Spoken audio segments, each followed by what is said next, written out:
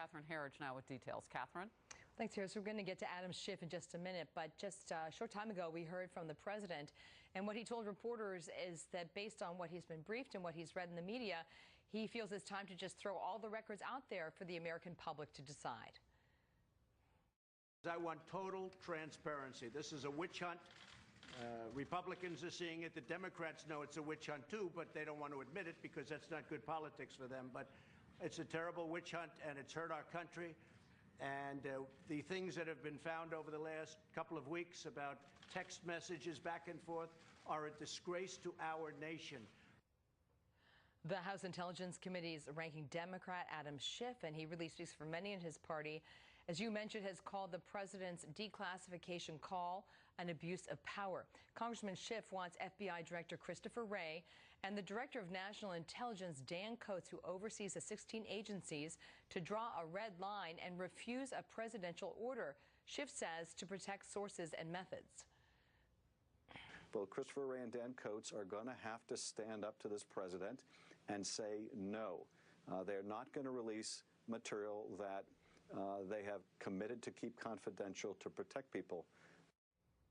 President wants those Russia-related texts from former senior FBI leadership released without redaction, so no sections blacked out.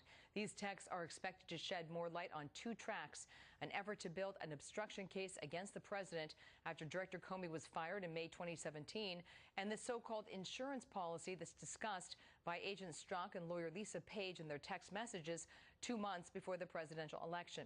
A source close to the review process tells Fox News today that the records are out to the agencies for review right now. They will recommend redactions to shield sources and methods. When agency reviews are over, the recommendations will then go to the White House, and President Trump can accept or reject the recommendations because he is the ultimate declassification authority based on executive order as well as Supreme Court precedent.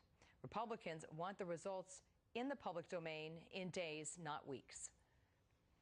If the leader of the free world, the President of the United States, who has had to deal with this Russia nonsense for this long, if he orders it done, this shouldn't take more than a few days. But we're ready for it to take more than a few days. Most folks at home want to know how they're going to be able to read these documents, and the best information we have right now is that this physical release of the documents is going to be kind of standard to what we've seen in the past. So think about the FOIA or the Freedom of Information Act requests. They've been posted to the FBI's website, so we should expect something similar this time around as well, Harris. All right, that's very helpful to know when that will happen. Catherine, thank you very much. You're welcome.